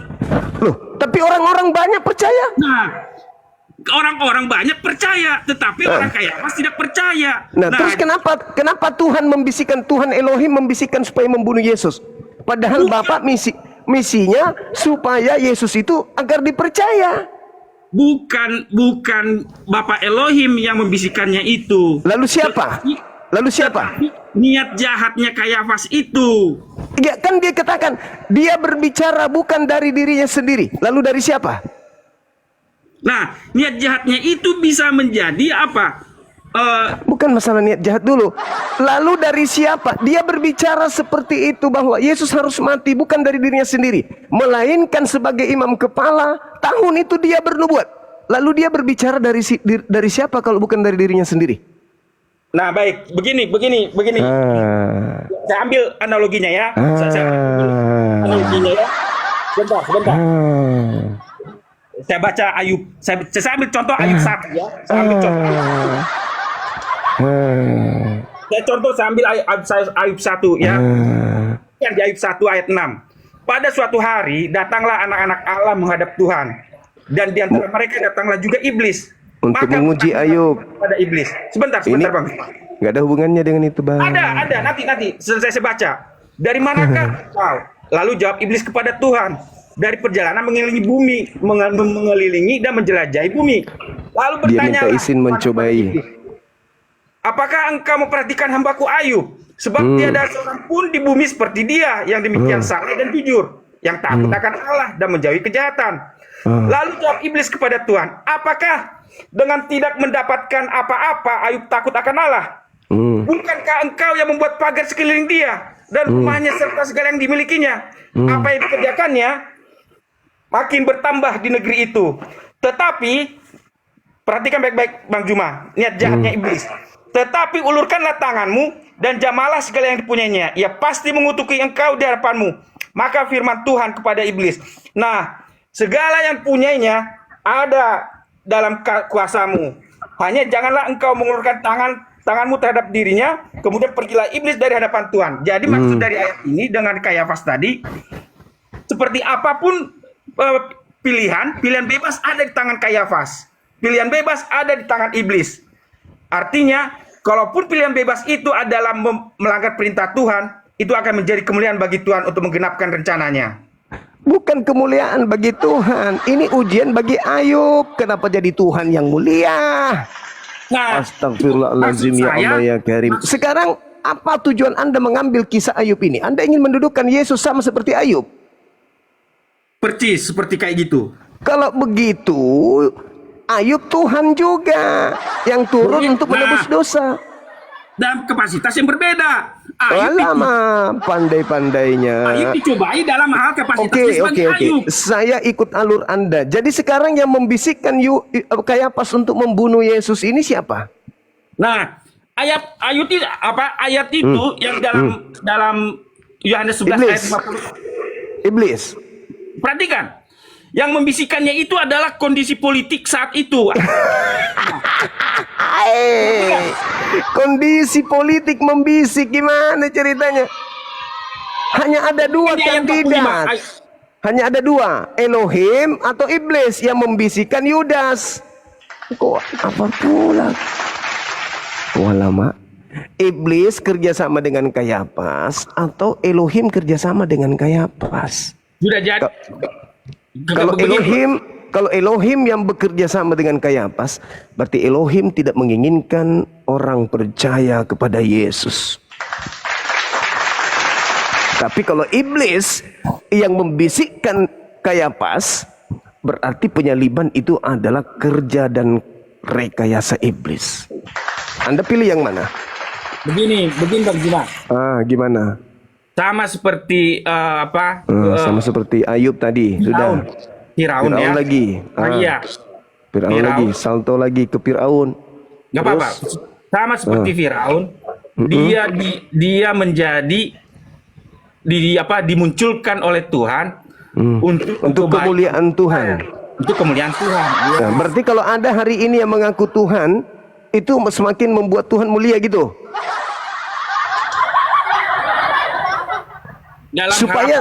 Supaya Tuhan bisa lebih mulia. Coba mulai besok Anda ngaku Tuhan seperti Firaun. Supaya Tuhan semakin dimuliakan. Begini maksud saya Bang Juma. Artinya seperti apapun pilihan, sama seperti Bang Juma. Bang Juma ini ditimbulkan oleh Tuhan. Tuhan gak akan maksa Bang Zuma harus percaya pada Yesus. Tetapi Bang Zuma muncul untuk menguji iman orang Kristen. Apakah tetap kuat imannya dalam Tuhan atau tidak? Bagaimana mau diuji abangku? Aturan Tuhan semua dihapus dengan matinya Yesus. Sekarang tidak ada lagi ujian di Kristen. Kristen bukan lagi hamba Tuhan. Apa yang diuji di Kristen? Apa yang mau diuji? Yang diuji itu adalah setiap kalimat yang keluar dari mulut Bang Zuma itu adalah ujian bagi kami. Apakah iman kami menjadi kuat atau tidak? Orang Kristen itu pewaris surga. Tapi halu. Ketika orang banyak, semakin banyak percaya kepada Yesus, si Elohim kaget nih. Alamak, semakin banyak orang percaya kepada Yesus. Ini nggak boleh dibiarkan. Maka turunlah kemudian sang Elohim ini membisikkan Kayafas, bunuh dia cepat. Bunuh, saya tidak mau ada orang percaya kepada Yesus. Ini yang datang ke Kayafas, iblis apa Tuhan? Baik, saya jawabnya itu pakai Kejadian 50 ayat 20 Bang Zumar. Perhatikan baik-baik. Kejadian berapa? Kejadian 50 ayat 20. Oke, silakan. Memang kamu telah mereka-rekakan yang jahat terhadap aku, tetapi Allah telah mereka-rekakannya untuk kebaikan, dengan maksud melakukan seperti yang terjadi sekarang ini, yakni memelihara hidup suatu bangsa yang besar. Jadi Kayafas mereka-rekakan yang jahat, tetapi itu menjadi nubuat bagi umat Tuhan. Oke. Berarti yang datang kepada Kayafas ini Tuhan. Tuhan merekayasa sesuai dengan apa yang Anda katakan. Begini, seperti kejadian 50 ayat 20 tadi yang saya terangkan tadi Bang Zul. Seperti yang kejadian 50 ayat 20 tadi yang terangkan bagaimana saudara-saudara Yusuf mereka yang jahat dengan bisikan iblis untuk mencelakakan Yusuf, tetapi itu menjadi apa? Menjadi kebaikan bagi keturunan Yakub. Begitu juga dengan Kayafas. Walaupun Kayafas itu dibisiki oleh iblis, tetapi itu menjadi apa? Kegenapan nubuat bagi Tuhan. Itu jawaban saya. Aduh, gimana ceritanya ini Bang ya? Anda mengambil cerita Yusuf dengan penyaliban Yesus Tuhan yang Anda katakan Tuhan mati dibunuh. Itu nggak ada nyambungnya. Sekarang kalau Tuhan yang datang kepada Kayafas, berarti Tuhan yang kemudian harus datang kepada saudara-saudaranya Yusuf, membisikkan mereka untuk merencanakan kejahatan terhadap Yusuf. Kan begitu. Dalilnya ada nggak seperti itu? Kan tidak ada. Murni karena kejahatan mereka. Nah sekarang terkait dengan Yesus, semakin banyak orang percaya, paniklah Kayafas.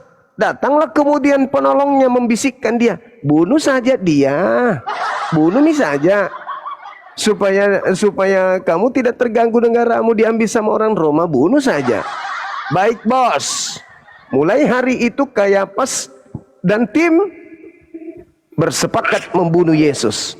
Tipu muslihat, kesaksian palsu, kesepakatan untuk merencanakan pembunuhan. Iblis terlibat, tereksekusilah Yesus. Siapa yang tepuk tangan? Tuhan gitu. Hore! Orang-orang tidak jadi percaya kepada Yesus. Hore! Gitu maksudnya. Iya, karena begini, betul yang bilang Bang Zuma. Saya kutip. Saya kutip Keluaran 9 ayat 16. Keluaran 9 ayat 16 mengatakan begini, Bang Zuma. Jangan dulu potong ya, ada 2 ayat nanti saya ambil. Akan tetapi inilah sebabnya aku membiarkan engkau hidup, yakni supaya memperlihatkan kepadamu kekuatanku dan supaya namaku dimasyhurkan di seluruh bumi. Nah, apa hubungannya dengan munculnya Kayafas ini? Kisah Para Rasul 4 ayat 27.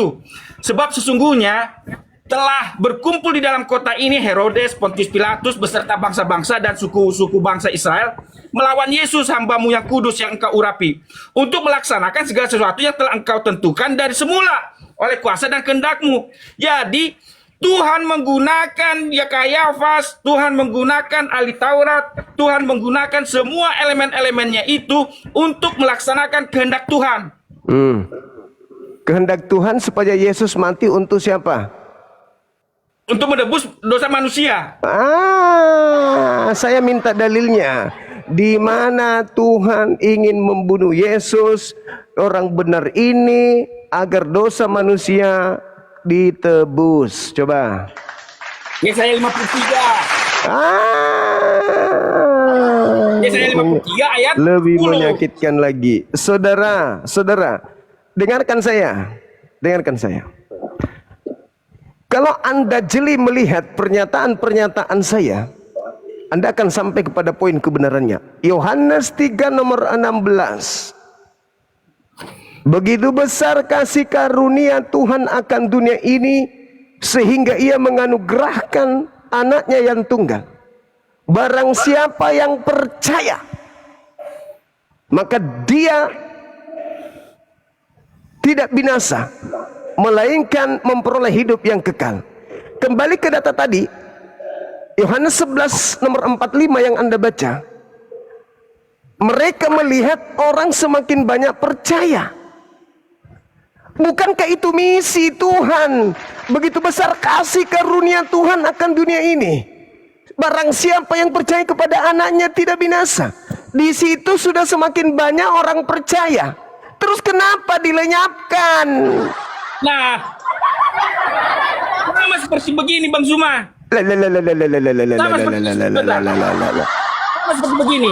Banyak yang percaya, tetapi kekuatan Kayafas, kekuatan politik lebih kuat daripada kekuatan rakyat yang mempercayai Yesus. Terus kenapa jadinya orang yang mau dipercayai ini dibunuh? Kan harusnya Tuhan menolong Yesus supaya orang-orang semakin banyak percaya. Tidak perlu ada penyaliban, orang semua masuk surga. Lah, kenapa harus mengikuti kemauan iblis? Bukan. Ayo. Alasannya untuk membuktikan bahwa seberapa sifat dasar dosa itu. Bahwa mereka melawan apa? Melawan orang benar. Itu.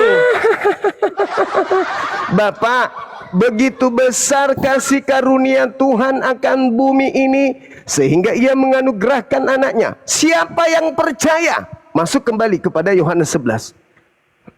Mereka melihat semakin banyak orang percaya kepada Yesus. Ya Tuhan, tepuk tangan dong. Semakin banyak orang diselamatkan dong. Tapi justru kenapa dihentikan itu? Bukankah misi kedatangannya agar orang percaya kepada Yesus? Kenapa giliran banyak orang yang percaya, tiba-tiba saja Bapak menghentikan itu? Bunuh, cepat bunuh. Jangan sampai banyak orang yang percaya. Bunuh. Dibunuhlah dia. Terus muncul orang Kristen. Versinya orang Kristen adalah percaya itu bahwa Yesus mati disalib untuk dosa kita. Kenapa jadi ke sono? Orang-orang percaya semakin banyak, maka musuhnya adalah iblis. Maka yang datang kepada Kayafas bukan Tuhan, iblis. Maka penyaliban itu adalah rekayasa iblis. Itu yang betul. Mau lari kemana lagi? Tapi begini, betul yang masih ada tapinya. Begini Zuma. Ya, silakan. Begini Zuma. Mengapa Tuhan izinkan Kayafas menjadi pemenang? Untuk menunjukkan itulah kualitas manusia berdosa. Bahwa kualitas manusia berdosa itu selalu melanggar perintah Tuhan. Berarti penyaliban itu pelanggaran. Dengan metode begini, dengan menyalibkan orang benar, itu menjadi apa? Jalan menyatakan kemuliaan Tuhan. Tuhan lagi yang mulia. Tuhan kalah dari orang-orang kafir.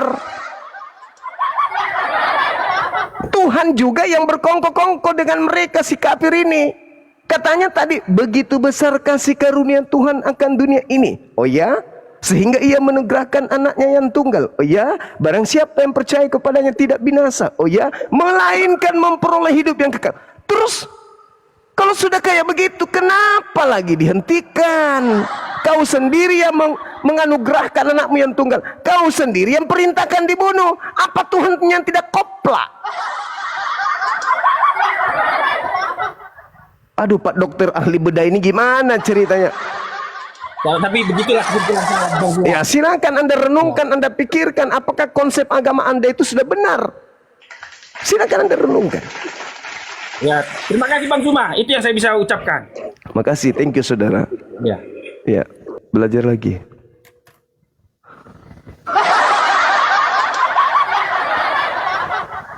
Allahu Akbar, Allahu Akbar, walillahil hamd.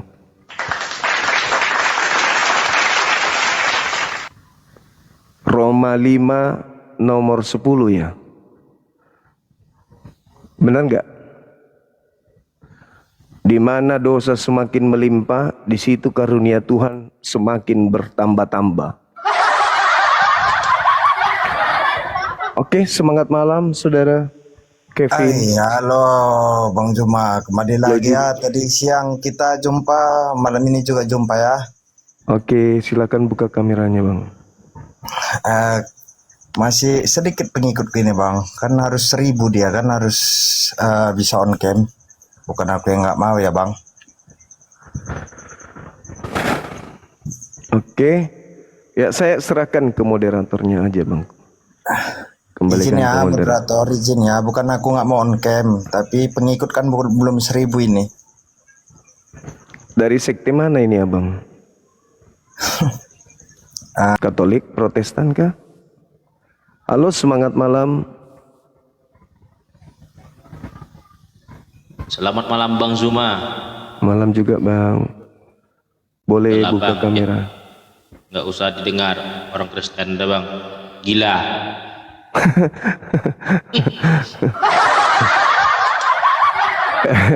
biar mereka datang Abang, kita terapi kayak tadi tuh terpukul hebat, mentalnya itu Sudahlah. terguncang itu. Terguncang.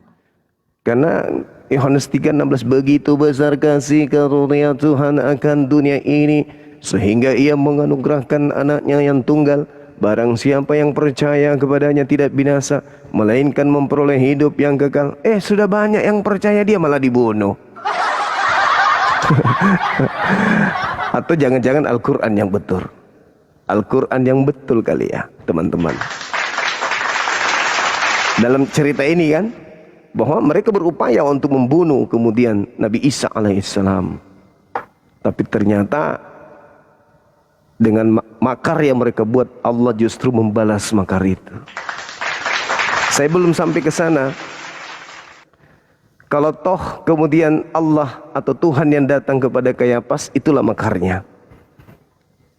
Tuhan membalas makar mereka sehingga mereka yang membuat tipu muslihat dan mereka menyalibkan yang diserupakan dengan Nabi Isa, lalu mereka juga yang menyembah apa yang mereka salib. Wa makaru wa makarallah wallahu khairul makirin. Ini saudara kita ini, Pastor HT Yunus Ruben Tandilinti Mingkondong Diobela. Selamat malam. Malam. Gimana kabar puasanya tadi siang Bang? Lancar? Nah, lancar. Lancar, oke. Sudah dengarkan tadi perbincangan saya dengan dokter ahli bedah? Belum. Oh, ini yang polemik yang muncul kemudian ketika membahas tentang Kayafas bernubuat tentang kematian Yesus. Pertanyaan muncul, ketika Kayafas bernubuat, nubuatannya ini berasal dari Tuhan atau berasal dari iblis? Silakan Pak Pendeta. Ya, nubuatan itu kita harus mengerti. Nubuatan itu kan bicara tentang yang akan datang. Kalau iblis itu tidak bisa bicara akan datang karena dia bukan masa depan. Dia tidak tahu apa yang akan terjadi. Tetapi kalau Kayafas itu dipakai Tuhan, itu luar biasa. Kan gitu. Berarti Tuhan yang datang ke Kayafas. Ya. Berarti Tuhan mengizinkan orang-orang ini bersaksi dusta, berbohong, tipu muslihat. Sementara Tuhan sendiri di Keluaran 23 nomor 1 melarang kemudian untuk melakukan dusta, kesaksian palsu, tipu muslihat. Ya. Mana yang betul? Jadi Tuhan yang begini. datang kepada Kayafas konsekuensinya melanggar semua perintahnya. Tuhan melanggar perintahnya sendiri. Jadi begini, memang di dalam kematian Yesus itu semua dalam kehendak Bapa. Bapa mau supaya anaknya ini ya mati di kayu salib untuk menebus dosa dunia, ya. Itu Dosa dunia. itu ilmu dari mana itu? Saya kok baru dengar. Iya, makanya dia disebut juru selamat dunia. Iya, maksudnya Yesus itu juru selamat. maksudnya itu ilmunya dari mana itu Pak Pendeta? Kalau dia disalib Semua diambil. untuk menyelamatkan dosa dunia itu di mana itu bisa saya temukan dalilnya? Iya, oke. Itu kan di Roma 3 ayat. Oh, Roma. Roma 3 ayat 3 itu kan semua orang berdosa. Semua orang berdosa hilang kemuliaan Allah. Maka kasih karunia Roma 6 ayat 23 itu karena kasih karunia Yesus. Makanya kita diselamatkan. Tapi Ya, Paulus saya bisa pastikan Bang Suma ini, saya bisa pastikan Bang Suma ini kalau menolak Yesus sebagai juru selamat, Bang Suma tempatnya di neraka. Ini Alkitab yang sampaikan. iya. Gitu. Kenapa ketika orang-orang percaya kepada Yesus semakin banyak, kenapa justru Yesus dibunuh? Kan Tuhan mengatakan siapa yang percaya kepada Yesus tidak binasa, melainkan memperoleh hidup yang kekal. Nah, kenapa ketika semakin banyak orang percaya kepada Yesus justru dia disalib? Nah, itu rahasia bagi orang yang percaya kepada Tuhan itu berbeda dengan orang yang tidak percaya. Ya kan Rahasia dalil kok. Yesus. Dalil sudah ada begitu jelas kok, masih ada rahasia gimana? Tuhan mengatakan barang siapa yang percaya kepada Yesus tidak binasa, melainkan memperoleh hidup yang kekal. Anda baca Yohanes 11 nomor 45. Banyak orang yang datang melawat kemudian Maria, lalu melihat dan menyaksikan apa yang dipekerjakan oleh Yesus. Lalu dia pergi melapor kepada orang Farisi, imam-imam, mahkamah agama. Lalu mereka berunding, apa yang harus kita lakukan?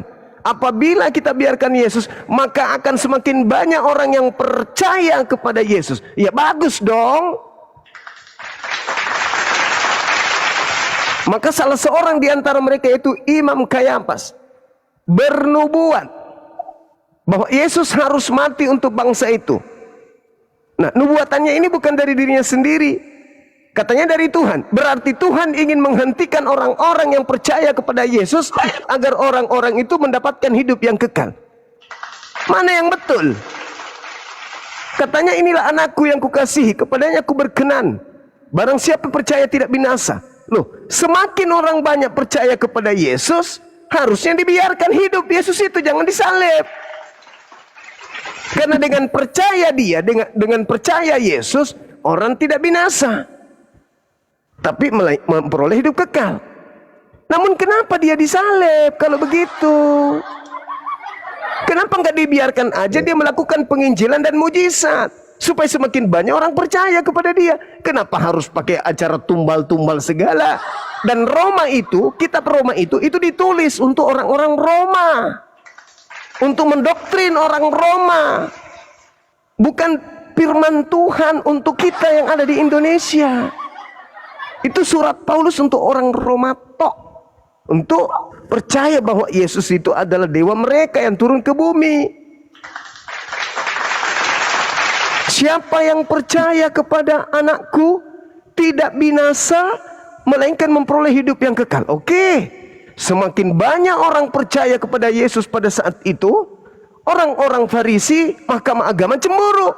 Maka mereka bersepakat membunuhnya. Loh, Tuhan datang. Ya udah, bunuh cepat. Jangan sampai banyak orang yang percaya kepada Yesus. Ya, apa ini?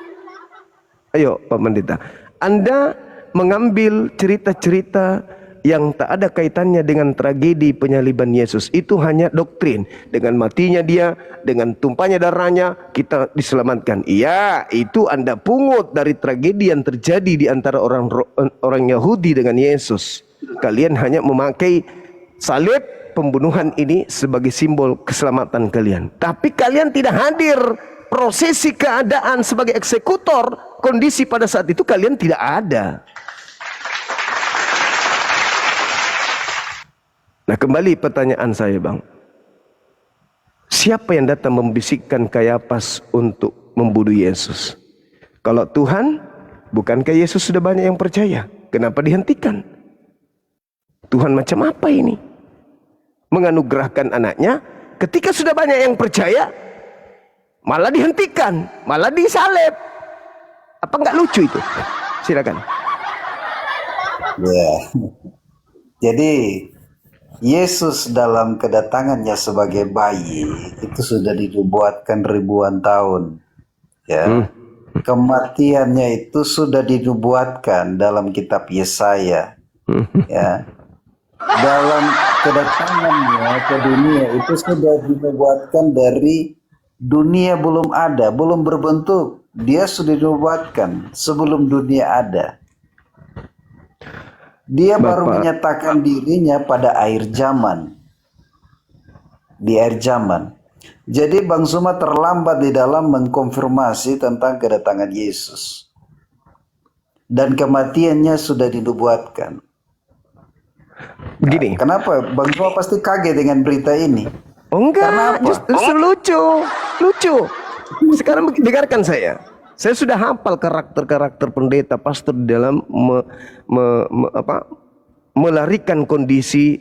Ternyata tidak ada nubuatan yang menjadi dasar pijakan penyaliban. Ingat Pak, yang ada pada saat itu bersepakat membunuh Yesus, satu, ahli Taurat, orang Yahudi maksudnya, Kayafas, imam kepala, orang Farisi, mahkamah agama, imam-imam. Kurang ilmu apa lagi mereka tentang kitab Yesaya? Mereka disebut ahli kitab. Apalagi imam kepala, mahkamah agama. Semua sudah berkumpul penggawa-penggawa kitab Yesaya. Kalau memang sudah ada nubuat, kenapa Kayafas bernubuat lagi? Kenapa Yesus menghindar ke Efraim? Menghindari keinginan orang Yahudi membunuh dia. Kenapa dia ngumpet? Kenapa dia sembunyi? Kenapa dia harus berdoa? Bapak, sekiranya mungkin, kau kan sudah bernubuat dan kau adalah Tuhan itu sendiri, katanya. Kenapa kau berdoa? Bukankah kau sudah tahu memang kau datang untuk dibunuh? Harusnya kau bikin pengumuman, hei imam kepala, mahkamah agama, berkumpul. Aku Tuhanmu loh, yang kau baca sendiri nubuatannya yang harus mati untuk dosa kalian. Ayo, siapa yang menjadi eksekutor? Asa kemudian tombakmu, bersihkan semua balok-baloknya yang menjadikan palang. Gantung saya segera, supaya dosa kalian. Ayo, kita berpesta malam terakhir bersama dengan Tuhan di bumi. Kenapa itu tidak terjadi? Kalau logika yang dibangun oleh orang Kristen sudah dinubuatkan dari sejak sebelum dilahirkan. Loh, berarti pada saat TKP itu ingin digelar kejadian perkara, Yesus lebih tahu, imam kepala sebagai pemilik kitab lebih tahu. Maka yang terjadi adalah pengumuman demi pengumuman. Sebentar lagi Tuhan kita akan disalib. Mohon supaya Tuhan berkenan. Siap komandan. Siapa yang eksekutor? Ada.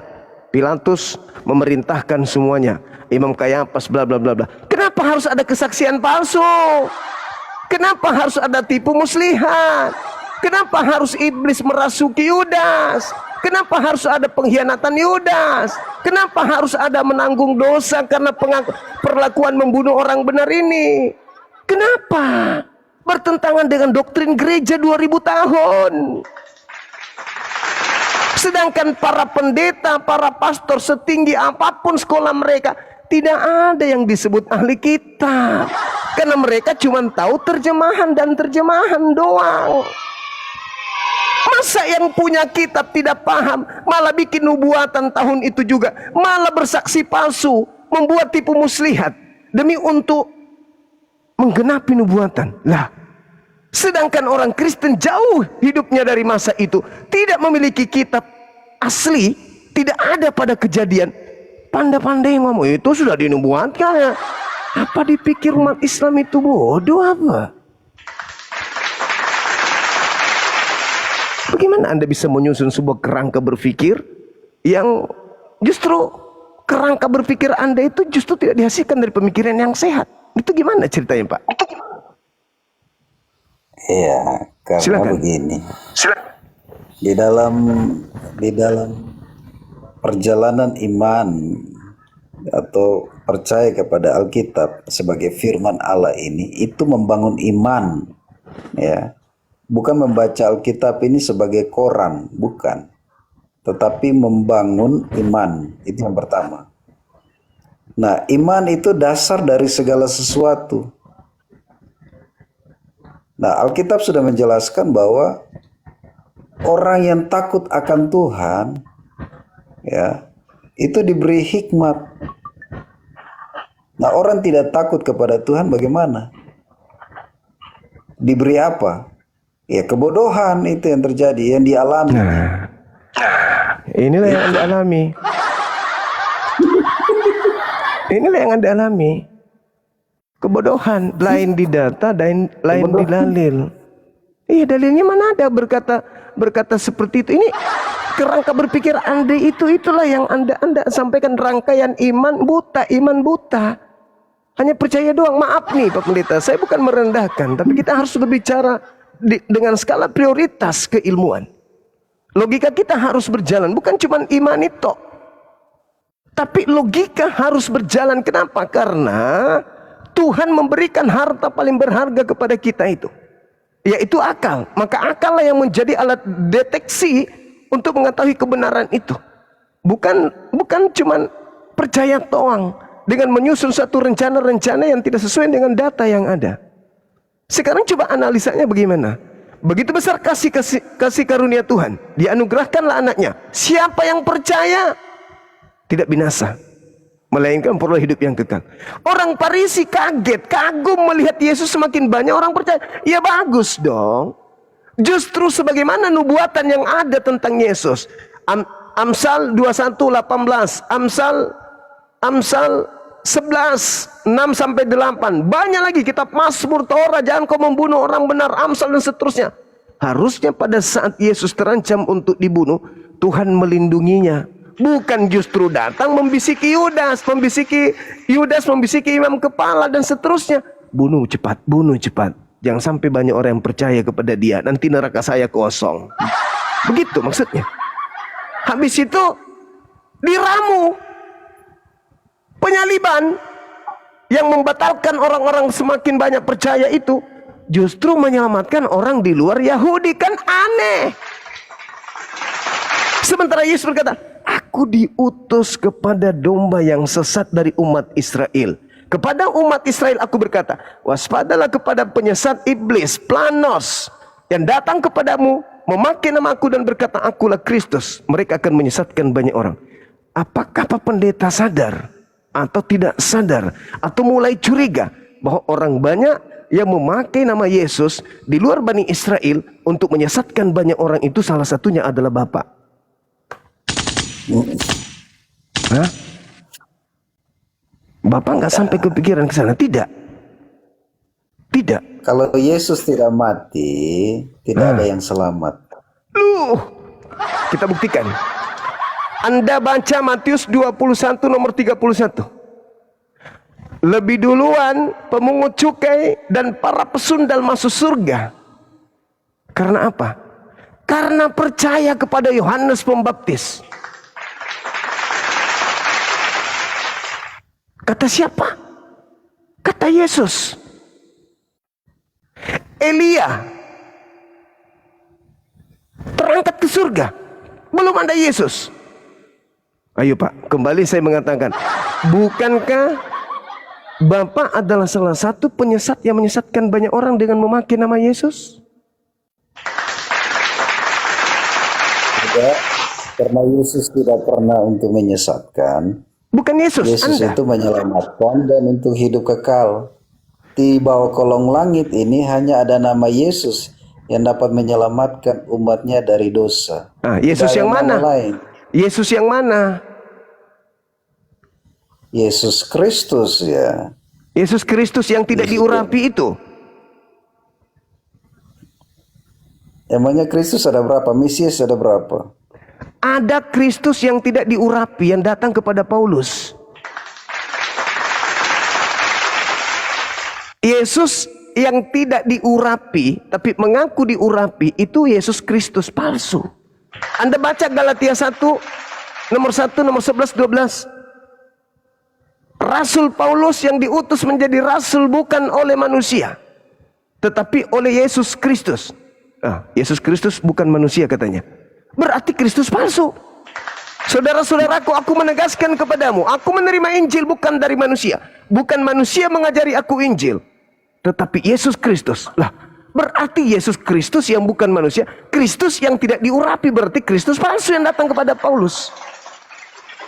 Bukankah Kristus itu adalah manusia yang diurapi Tuhan, baru bisa digelari Kristus? Paulus mengaku yang datang kepadanya mengajarkan 13 buku itu Kristus yang bukan manusia, berarti palsu Kristusnya. Yesus mengatakan kepada kaumnya Bani Israel, waspadalah kepada Kristus palsu yang datang kepadamu melakukan banyak mujizat, tanda yang dahsyat, sekiranya mungkin menyesatkan banyak orang. Kristus palsu. Yesus datang padanya, Paulus datang padanya, Kristus tidak diurapi, palsu. Paulus kemudian memiliki jemaat-jemaat disebut Kristen. Salah satu tokohnya adalah Anda. Saya ingin bertanya sebelum kita lebih jauh, Pak Pendeta, percayakah Anda ketika Yesus mengatakan kepada orang Yahudi muridnya di Bukit Zaitun, waspadalah agar kalian jangan disesatkan sebab akan datang banyak penyesat memakai namaku dan berkata, akulah Kristus itu. Mereka akan menyesatkan banyak orang. Percayakah akan ada nubuatan ini tergenapi? Percaya? Bahkan sudah ada. Nah, Bahkan sekarang pertanyaan saya, orang banyak yang disesatkan memakai nama Yesus itu siapa? Islam atau Kristen? Penyesat. Nah. Ya, Islam atau Kristen? Ya, mungkin mereka yang tidak sungguh-sungguh, mereka disebut penyesat itu. Islam atau Kristen? Ya, kita tidak bisa, mereka juga tidak percaya Kristus. Lah, Islam atau Kristen, Pak, yang merebak ke seluruh penjuru bumi dengan memakai nama Yesus? Ya, Kristen, tapi mereka yang sungguh-sungguh.